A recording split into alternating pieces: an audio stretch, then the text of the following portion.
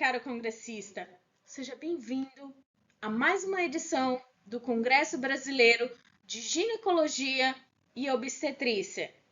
Para nós é uma enorme satisfação de tê-lo conosco. E o tema de hoje é extremamente interessante e importante para a saúde da mulher.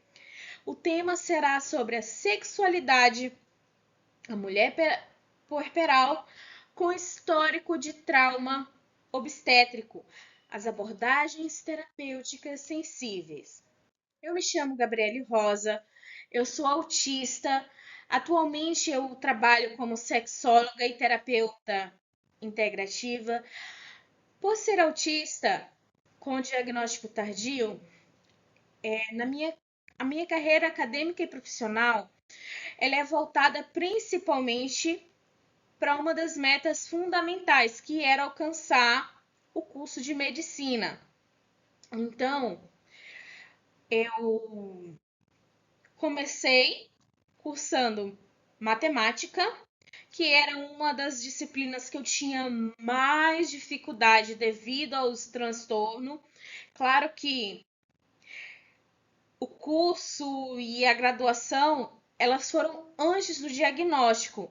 Então, assim, a cada etapa da minha vida foram para alcançar medicina. Então, assim, hoje, em 2024, eu sou acadêmica de medicina da Universidade Federal de Rondônia e ao longo dessa formação, dessa trajetória, eu me graduei em matemática, eu me graduei em terapias integrativas e complementares em saúde.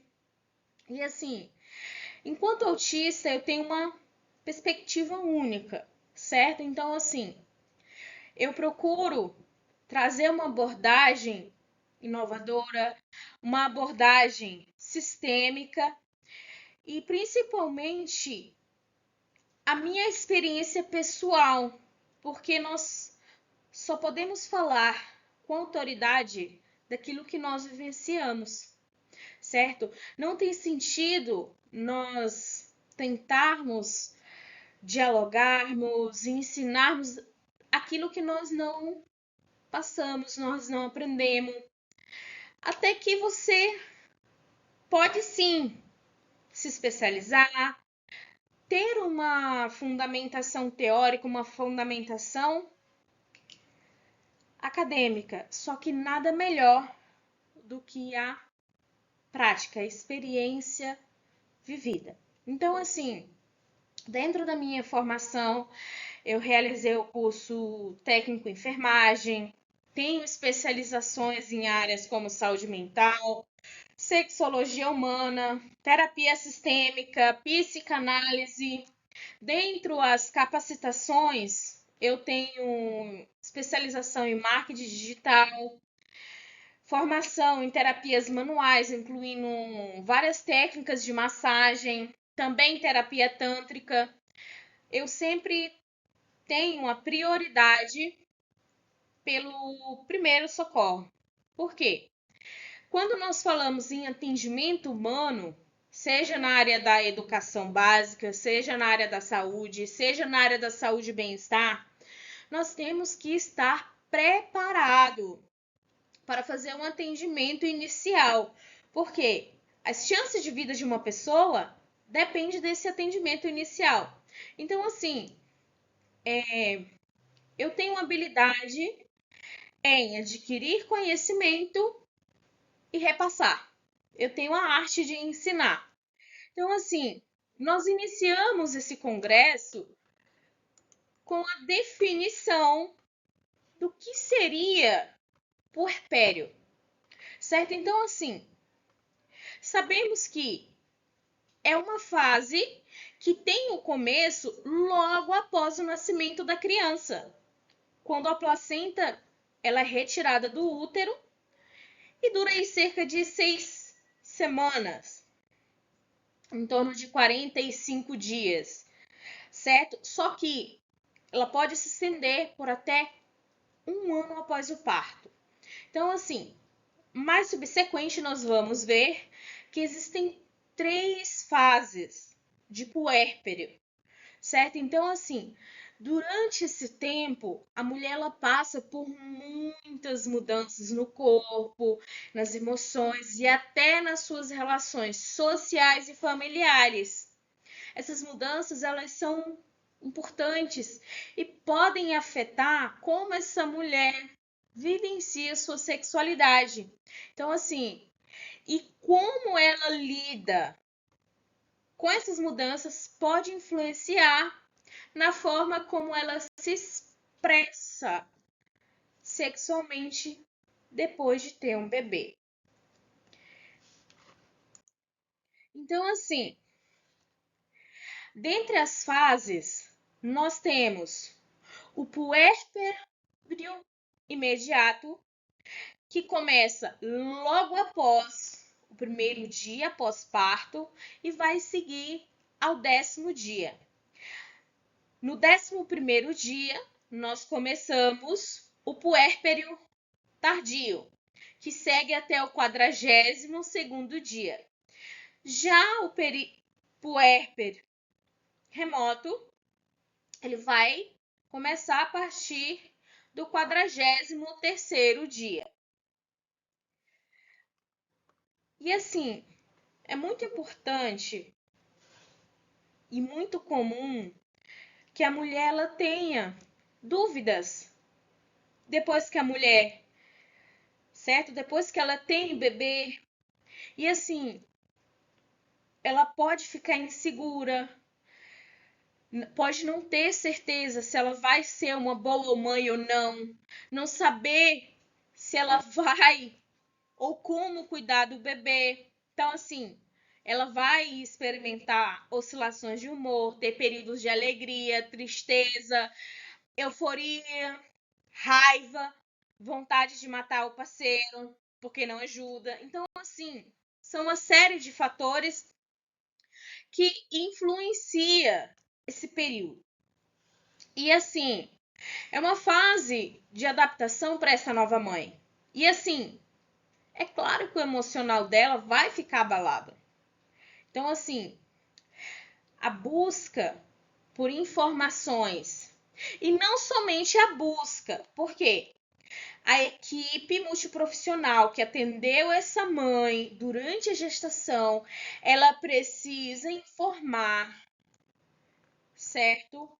Essa mulher sobre as mudanças físicas e psicológicas que vêm após o nascimento e principalmente o que ela pode esperar e como se preparar, porque assim isso vai ter uma redução dos impactos, certo?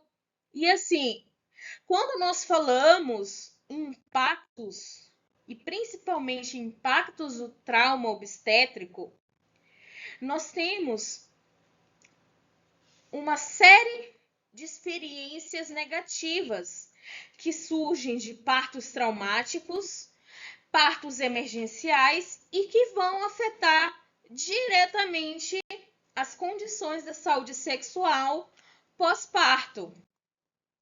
Então, aqui, o trauma ele vai contribuir para condições como a disfunção sexual, depressão pós-parto, transtorno de estresse pós-traumático, ou seja, vai afetar como a mulher percebe seu corpo e a sua sexualidade após o nascimento da criança. Então, assim, essas condições, elas podem resultar em uma diminuição significativa da qualidade de vida, impactando negativamente as relações pessoais e familiares.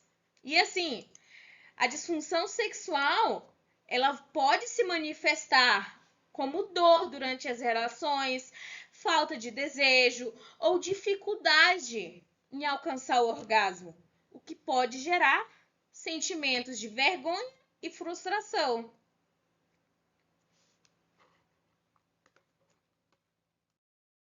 Então, assim, quando nós falamos em depressão pós-parto, nós temos sentimentos de tristeza profunda, desesperança e, consequentemente, o isolamento. Essa mãe, ela vai ter uma dificuldade de vínculo com o bebê e o ajuste à nova rotina. Isso também tem consequências do transtorno do estresse pós-traumático, que pode desencadear flashbacks, pesadelos, a hipervigilância constante, ou seja, vai tornar difícil para essa mulher se sentir segura e confortável com seu próprio corpo. Além de que a combinação desses fatores, eles vão intensificar a sensação de vulnerabilidade, inadequação, aumentando o estresse, a ansiedade e criando um ciclo vicioso que afeta a saúde mental e emocional da mulher a longo prazo. Então, assim, é muito importante que os profissionais da saúde eles estejam atentos a esses sinais e ofereçam um suporte integrado empático que inclua intervenções médicas quanto psicológicas, de forma a fazer a recuperação completa e sistêmica dessa mulher. E além das implicações diretas para a saúde mental e sexual, o trauma ele pode ter repercussões que vão se estender para diversas áreas da vida, como por exemplo, o medo e a ansiedade que resultam das experiências traumáticas, eles podem levar a aversões de futuros atendimentos médicos, certo? Incluindo a consulta com o ginecologista, exames preventivos, certo? Ou seja, isso vai aumentar o risco de complicações que não vão ser detectados ou não tratados, o que vai afetar saúde a longo prazo. E outra coisa, a relação com a parceria também pode ser prejudicada, porque a intimidade física e emocional pode ser comprometida por sentimento de desconfiança e medo, além da capacidade da mulher se conectar com o seu filho, certo? Influenciando negativamente o desenvolvimento emocional e psicológico dessa criança. Então, assim, as mulheres que sofrem de estresse pós-traumático ou depressão pós-parto, elas podem encontrar dificuldades em desempenhar tarefas diárias e manter um ambiente doméstico estável, ou seja, o que afeta todos os membros da família. Então, assim, é fundamental que a sociedade, incluindo os profissionais de saúde, amigos e familiares, reconheça e valide as experiências dessas mulheres, oferecendo um suporte abrangente que inclua educação, acompanhamento psicológico e intervenção específica para lidar com esse trauma. Então, assim, essa abordagem holística, ela não vai só ajudar na recuperação da mulher, mas também promover um ambiente familiar mais saudável e equilibrado. Humanizado, essa equipe ela é capaz de reconhecer e abordar o trauma obstétrico com sensibilidade. E principalmente, esse cuidado humanizado, ele vai muito além do tratamento físico. Ele aborda também o apoio emocional e psicológico, certo? Então, assim, eu vou compartilhar a minha experiência enquanto mãe. O meu diagnóstico, ele só foi possível durante a minha gestação. Por quê? Foi um período de crises intensas, onde corria risco tanto eu quanto meu bebê de vida. Então, assim, E o mais interessante é que eu estive em tratamento desde 5 anos de idade e já apresentava todos os sintomas. Sempre esteve ali. Então, assim, durante a minha gestação, houve uma equipe preparada, principalmente quando eu comuniquei o transtorno do espectro autista, né? A investigação foi comunicado. Então, assim, foi preparado uma equipe multidisciplinar para me atender, para me receber, recepcionar.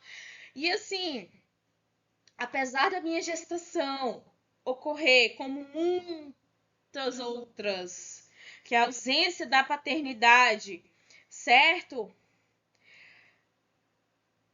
Foi uma gestação de extremas emoções, onde eu passei de forma dissociativa. Por quê?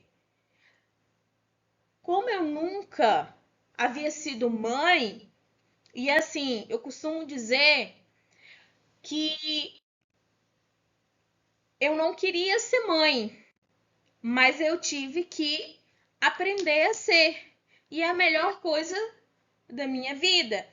Só que eu não quero e não posso mais ter filhos. Por quê? O meu filho, com a bênção de Deus, ele nasceu com um grau leve, nível 1 de suporte. Mas o que dirá de uma próxima gestação? Então, assim, o meu nível de suporte, por ser um suporte, um diagnóstico tardio, sem intervenção adequada, direcionada, houve um nível de suporte avançado. Era um nível leve, foi para um nível possivelmente 2. Eu ainda estou em processo de investigação com a neuropsicologia para que possamos chegar a um diagnóstico concreto das reais condições. Então, assim, a maternidade, para mim, que é uma pessoa atípica, foi extremamente conturbada, difícil. E o que eu escolhi fazer? Eu escolhi passar em momentos dissociativo, ou seja, não passar emoções ruins para o meu bebê, entendeu? Então, assim, foi uma escolha difícil que eu tive que tomar, mas que foi muito boa, entendeu? Hoje, apesar das minhas limitações, das minhas dificuldades, eu consigo ser mãe. Eu desenvolvi a depressão pós-parto, então, assim, mesmo assim, houve uma outra equipe multiprofissional que fez o acompanhamento, fez esse resgate, orientação. Então, quando nós tratamos desse assunto, é importante esse cuidado humanizado. Mais para frente nós vamos ver as definições de violência obstétrica. E eu quase passei por isso. Vou explicar depois por quê. Então, assim, essas abordagens sensíveis, elas envolvem a criação de planos de cuidados que respeitem as experiências individuais dessa mulher e promovam a restauração não só da saúde física e emocional, mas também trate e auxilie a maternidade dessa mulher, que ela consiga desenvolver a sua maternidade de forma saudável, de forma estável.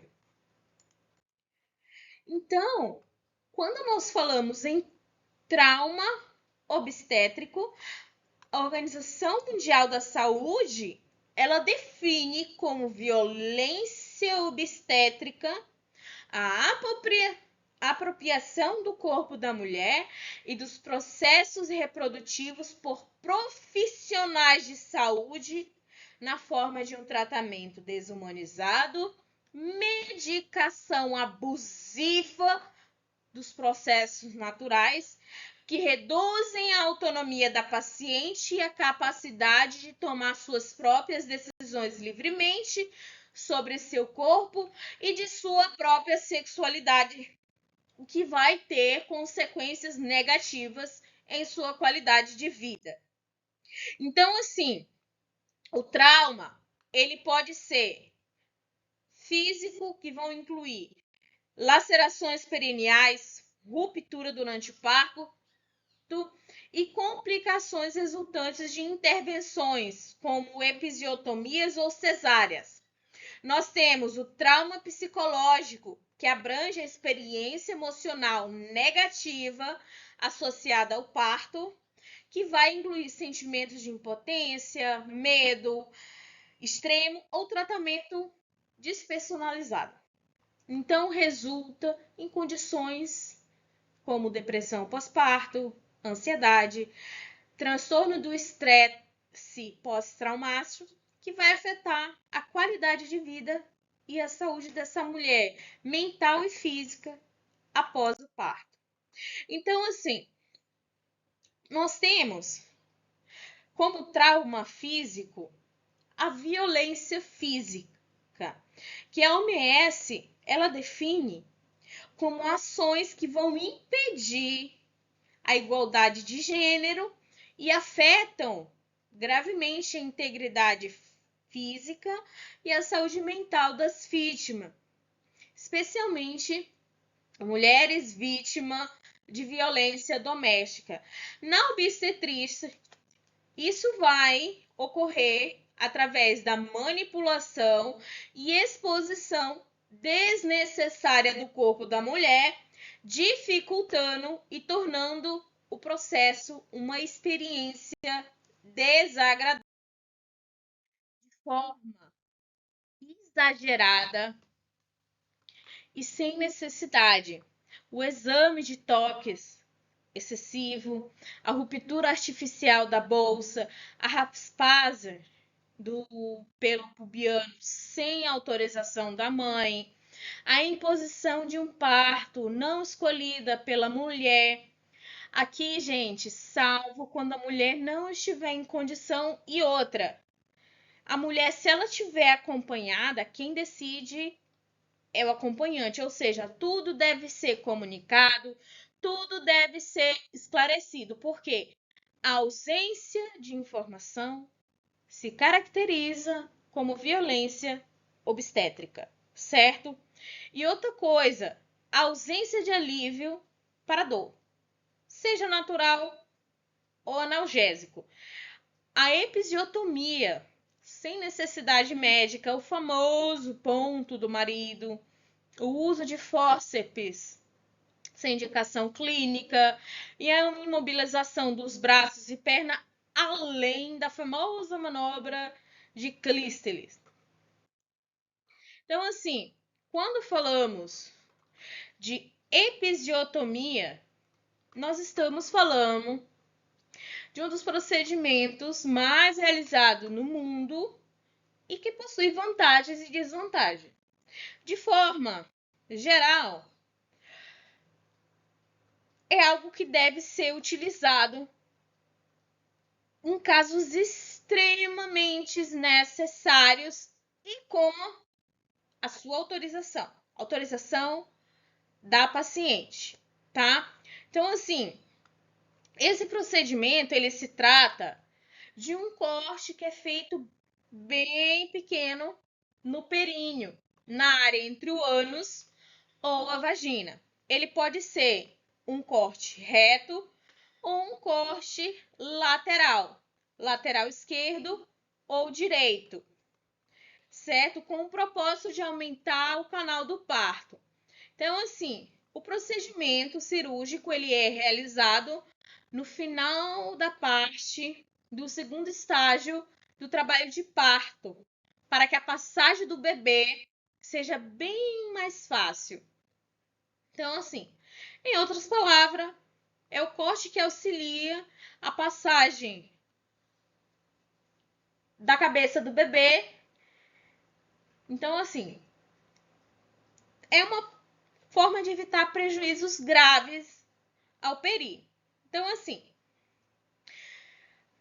ainda que essa forma de técnica ela seja usada em partos normais para evitar que haja o rompimento de pele, é comum que acontecer conforme a Federação Brasileira de Associações de Ginecologia e Obstetrícia, esse procedimento ele não deve ser feito rotineiramente. Então, assim, muitos especialistas eles fazem a recomendação desses métodos e nós temos alguns tipos de episiotomia. Nós temos a mediana, que vem na linha média em direção ao ânus, certo? Que é o corte medial. A médio lateral, ou seja, no desenho realizada para o lado direito. Então, assim, por muito tempo, ela foi utilizada para ajudar a prevenir lacerações vaginais, certo? E assim, como o corte tem bordas mais lisas, a sua cicatrização de modo geral é muito melhor do que a laceração que pode ocorrer naturalmente durante o parto.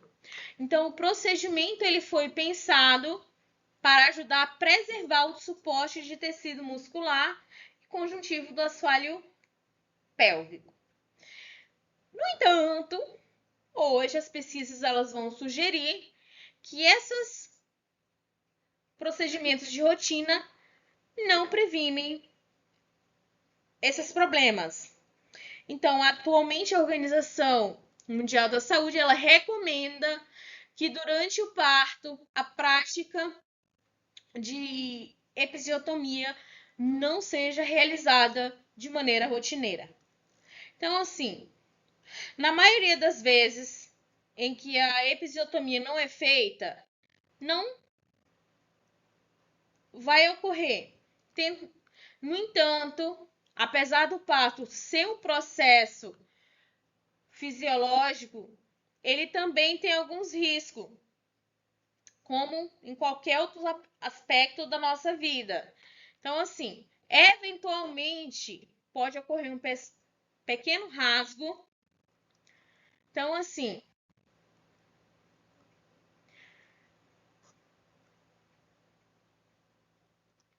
de forma geral, esse procedimento ele vai ser indicado quando há sofrimento fetal, quando a evolução do trabalho de parto não é adequada, quando há risco de grandes lacerações espontâneas que poderiam acometer uma grande extensão do períneo ou atingir até mesmo o intestino, quando o feto for prematuro, quando o peso estimado do bebê foi estimado a 4 quilos, quando há suspeita da possibilidade de distócia do ombro, quando o parto necessitar da ajuda de forceps ou vácuo extrator.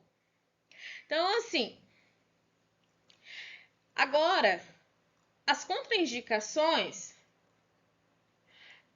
é risco de infecções, riscos de lacerações de segundo e terceiro grau ou até quarto grau, risco de danos nervos e a tecidos se essa laceração ocorrer em direção à uretra. Então, assim, existe os pós e os contras da episiotomia. Dentro do mesmo procedimento, nós temos o famoso ponto do marido, que no linguajar médico significa um ponto que é dado durante a costura da episiotomia para apertar a abertura da vagina um pouco mais do que antes de fazer o corte. Então, assim, segundo a crença, sem qualquer fundamentação científica, como a vagina ela vai se alargar durante a gestação ou parto, esse ponto vai deixar ela mais apertada, garantindo assim a satisfação sexual do homem. É claro que nós não temos qualquer comprovação científica que ateste esse fato, certo?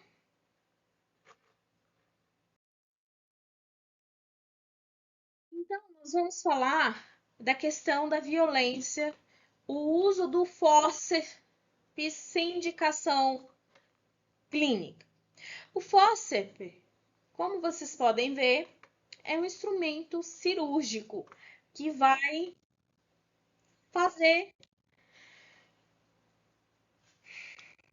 a facilitação do parto, ou seja, até 15% dos partos vaginais, eles necessitam de assistência operatória e os profissionais que realizam esses procedimentos devem estar preparados para utilizar instrumentos que facilitam esses casos, certo? Então, assim, dentre indicações do parto instrumentalizado, a principal indicação está no caso em que há período expulsivo prolongado, certo? Então, assim, outras indicações indicam o comprometimento fetal, a cardiotografia com padrão não tranquilizador.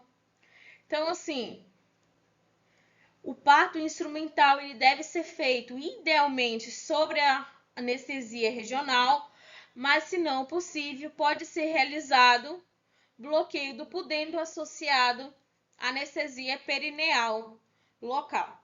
Esse procedimento ele não deve ser realizado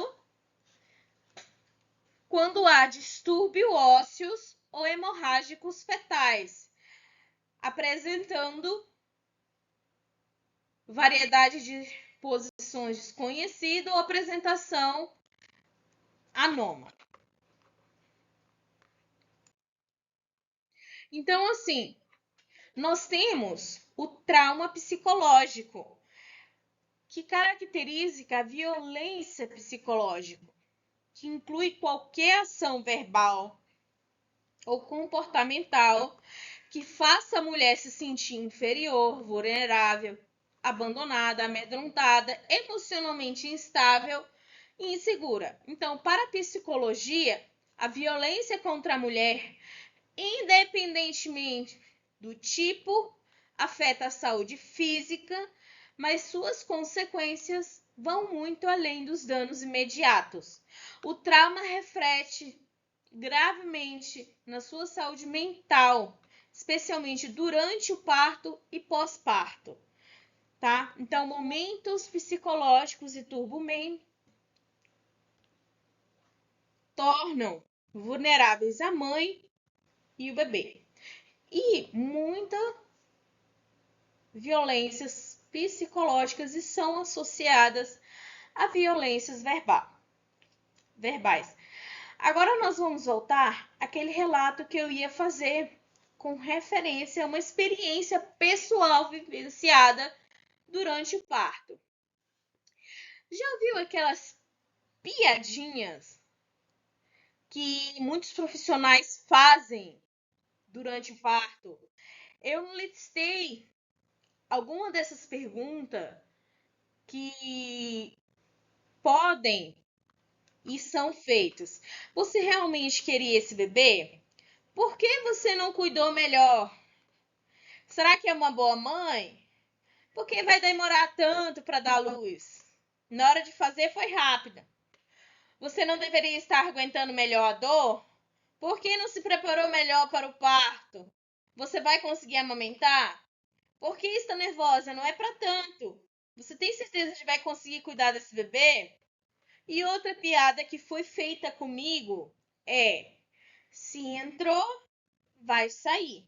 Então, assim, naquele momento, eu estava em uma situação extrema de vulnerabilidade extrema e eu ia dar uma resposta bem de baixo calão no profissional que iniciou o atendimento. Eu estava acompanhada da minha mãe. A minha mãe interviu e explicou as minhas condições clínicas. E quando ele tratou e percebeu que se tratava de uma pessoa com comorbidades, ele automaticamente mudou o tom. Por quê? Isso não deveria ocorrer só com pessoas com condições. Assim, deveria ser um tratamento padrão, humanizado para qualquer mulher. Aqui na maternidade da minha cidade, onde eu resido, é pavoroso entrar. É um tratamento desumano. É uma carnificina. Um festival de açougue humano, certo? São muitos relatos de violência obstétrica e muitas das vezes as mulheres elas nem têm noção de que elas vivenciaram uma violência, certo? Seja pela falta de informação, seja pelas famosas piadinhas verbais, seja pelo famoso tratamento desumanizado e cruel. Então, assim, estudos indicam que aproximadamente 30% das mulheres relatam que o seu parto foi traumático. E dentro desses 30%, 9% podem desenvolver transtorno de estresse pós-traumático após o parto, devido a essas experiências. Então, assim, o trauma obstétrico também está associado a uma maior prevalência de depressão pós-parto e as dificuldades na relação conjugal e na intimidade sexual, certo? Demonstrando que o impacto que essas experiências negativas podem trazer a curto e a longo prazo. Então, assim, além dos casos que nós temos documentados cientificamente, nós temos casos na nossa própria família que relatam situações de abusos por parte da equipe que atendem, certo? É a negação de uma anestesia, de instrumentos que contenham ali a dor em determinados momentos após o parto, seja também a questão do tratamento desumano, aquele tratamento, sabe, seco, cruel, onde você não tem informações adequadas, você não tem orientações. Então, aqui, o estudo publicado por um jornal de mulheres, Saúde da Mulheres, ele destaca que mulheres com histórico de trauma obstétrico têm maior probabilidade de relatar disfunções sexuais e insatisfação com a vida sexual até um ano após o parto. E dependendo da situação, isso pode prolongar no decorrer da vida. Por quê? Porque não teve uma intervenção adequada. Então, assim, quando nós falamos de impactos na sexualidade puerperal, certo? Nós temos alterações fisiológicas que começam com as mudanças hormonais, certo? Durante a gravidez, os níveis de estrogênios e progesteronas, eles são elevados para sustentar a gestação, ou seja, ele desempenha papéis cruciais no desenvolvimento do feto e na preparação do corpo da mulher para o parto. Então, esses hormônios, eles ajudam a manter o revestimento do útero, a promover o crescimento dos seios e aumentar o volume de sangue, entre outras funções. Então, assim, no entanto, após o parto, é uma queda de Tubburgen. Tem uma queda significativa nesses níveis, que podem desencadear uma série de mudanças físicas e hormonais. Essa queda abrupta, ela pode ocasionar sintomas como fadigas extremas, alteração de humor, sensação de vulnerabilidade. Fisicamente, a diminuição dos hormônios, ela pode afetar a elasticidade da pele, causar queda de cabelo, reduzir a lubrificação vaginal, o que pode tornar as relações sexuais desconfortáveis. Então, emocionalmente, a mulher pode experimentar sentimentos de tristeza, ansiedade, irritabilidade, que são frequentemente associados à depressão pós-parto. Então, essa transição hormonal drástica, elas pode ser uma experiência desoladora, desorientadora, especialmente quando combinada com a necessidade de cuidar de um recém-nascido e as demandas físicas e emocionais do puérpero, principalmente se essa mulher não tem apoio, é só ela e Deus, certo? Então, assim, é fundamental que a equipe de profissionais de saúde ela forneça suporte compreensivo e contínuo durante esse período, ajudando a mulher a gerenciar esses sintomas e adaptar-se às mudanças em seu corpo e emoções. Então, assim, o estrogênio, ele é crucial para manter a lubrificação vaginal, pois é através dele que há a produção de fluidos naturais que mantém a mucosa vaginal úmida e elástica. Esse hormônio, ele também contribui para a saúde dos tecidos vaginais, mantendo-os espessos e resistentes a irritações e infecções. Quando os níveis de estrogênio diminuem após o parto, muitas mulheres elas vão experimentar uma redução significativa da sexualidade do desejo, certo? O que pode resultar em secura extrema da vagina e causa relações sexuais dolorosa, desconfortável, conhecido como dispareunia. Então, além do desconforto físico, essa secura vaginal pode ocasionar microlesões durante a relação sexual, aumentando o risco de infecções e inflamações locais. Essa situação ela pode levar a uma relutância em tomar atividade sexual, afetando negativamente a intimidade e a relação do casal. Então, para muitas mulheres, essa mudança inesperada pode gerar sentimentos de frustração e preocupação, especialmente se não forem adequadamente informadas sobre a causa e as possíveis soluções para esse problema. Então, assim, além de lubrificantes à base de água, hidratantes vaginais, terapias hormonais locais podem ser recomendadas para aliviar esses sintomas de secura. A educação sexual informativa e sensível, ou seja, de forma a garantir que essa mulher ela tenha meios de aliviar esses sintomas, certo? E recursos necessários para gerir essa fase de transição no período pós-parto.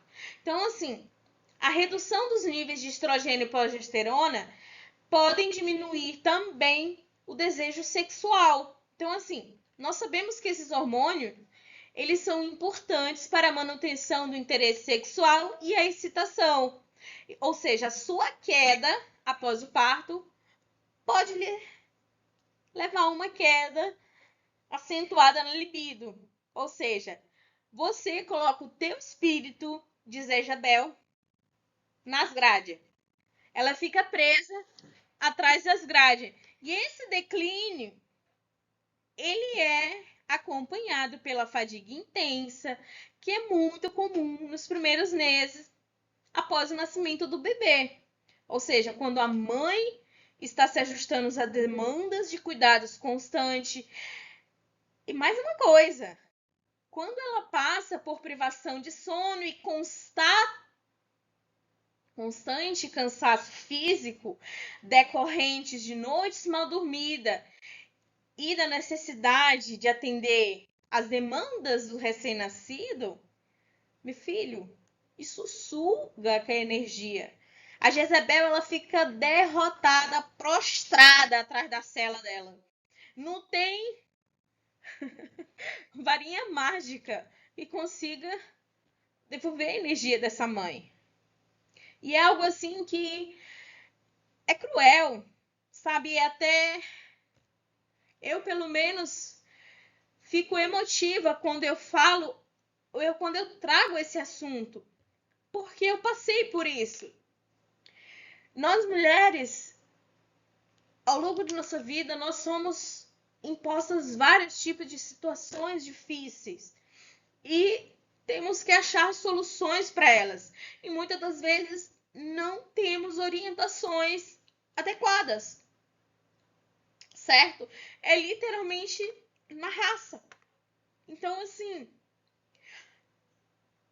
o papel de cuidadora que é imposto para nós, ele traz uma série de responsabilidades e preocupações que ocupam grande parte do tempo e pensamento da mulher. Que mulher? Qual é a mãe que vai sentir desejo, que vai fazer a sua Jezebel interior despertar, estando cansada, esgotada de todas as maneiras, cuidando de uma criança? Não tem. Quando ela não tem uma equipe de apoio para apoiar ela, sabe? É algo realmente complicado. Então, assim, é importante que a parceria ela entenda e compreenda que essa diminuição no apetite sexual é uma resposta normal às mudanças hormonais e às novas circunstâncias de vida. Então, a comunicação aberta e o apoio emocional são fundamentais durante essa fase. E uma outra coisa são os impactos emocionais. A resposta sexual ela vai vir mais lenta e menos intensa após o parto, o que vai frustrar algumas mulheres que não entendem o que está ocasionando essa mudança. Então, ao combinação de alterações hormonais, físicas e emocionais, minha filha, é uma bomba. Bom, mais ou menos assim. Então, assim, nós temos uma mulher vulnerável, uma mulher em processo de mudança e o estresse, a ansiedade, a responsabilidade e a sobrecarga, ela pode deixar pouco tempo para intimidade. E juntando a falta de sono, a fadiga constante, ela faz com que a mulher ela se sinta exausta e sem disposição para o sexo. E esses fatores, eles podem gerar um ciclo de frustração e decepção, tanto para a mulher quanto para a parceria dela, especialmente se não houver compreensão clara das causas dessas mudanças. E uma outra coisa muito importante quando falamos da sexualidade puerperal, nós estamos falando da autoimagem e estima. as mudanças no corpo após o parto, elas podem afetar significativamente a forma como a mulher vê o que vem no espelho, impactando negativamente sua autoestima. Então, ganho de peso, estria, mudanças nos seios e características adquiridas durante a gestação. E é por isso que é importante abordagem terapêuticas sensíveis. E tudo começa com nós já trabalhamos e tratamos diversamente ao longo dessa palestra com atendimento humanizado, que é aquele atendimento empático que oferece suporte emocional para tratar essas mulheres que são vítimas de trauma obstétrico. Então, assim, a abordagem ela deve ser sensível e adaptada a experiências pessoais dessa paciente, certo? De forma a promover segurança e confiança dessa paciente na equipe e no ambiente também. Então, quando falamos de técnicas terapeuta, nós temos a terapia cognitiva comportamental, que é uma terapia que ajuda a paciente a entender e mudar padrões de pensamentos e comportamentos que podem estar contribuindo para suas dificuldades sexuais. Nós temos também a dessensibilização e reprocessamento por movimento ocular, que é uma técnica que pode ajudar mulheres que sofreram traumas obstétricos a processar e integrar suas experiências traumáticas, diminuindo os impactos negativos. Então, nós temos o aconselhamento sexual e terapias comportamentais, nós temos a integração de cuidados, nós temos o aconselhamento, nós temos aplicações práticas, nós temos diversas abordagens que podem ser utilizadas por esses profissionais da saúde para estar fazendo a intervenção e tratamento dessas mulheres vítimas de traumas. E tudo começa com a comunicação eficaz, certo? Então, assim, é importante que profissionais de saúde ele faça essa comunicação de forma sensibilizada para evitar novos traumas, certo? Também a elaboração de plano de tratamento individual, certo? Com uso de linguagem apropriada, evitar jargões rebuscados demais que ela não vai entender ou confuso, que vai fazer com que ela se sinta mais digamos que ela se sinta mais intimidada e com mais medo ainda. Então, a escuta ativa, a personalização, com uma avaliação completa, integração do serviço, certo? Revisões regulares, estratégias de empoderamento com inclusos educação da paciente, suporte à autoexpressão, fortalecimento da rede, capacitação e desenvolvimento profissional. Então, com relação à legislação e direitos dentro da violência obstétrica, no Brasil, nós não temos uma legislação específica a nível nacional que trate sobre a violência obstétrica, certo? Então, assim, nós temos uma legislação que vai proteger o direito das mulheres na saúde reprodutiva, que vai garantir o atendimento humanizado durante o parto, mas não define violência como crime específico. Nós temos o Estatuto da Criança e do Adolescente, que prevê o direito de nascimento humanizado, acessível e com cuidados integrais, certo? Nós temos a Lei Maria da Penha, nós temos a Lei do Parto humanizado. Nós temos a Política Nacional de Atenção Integral à Saúde da Mulher. Em cada estado, a nível regional, nós temos uma lei que vai trabalhar de forma específica. Aqui no estado de Rondônia, nós temos uma lei que trata pontualmente a violência obstétrica.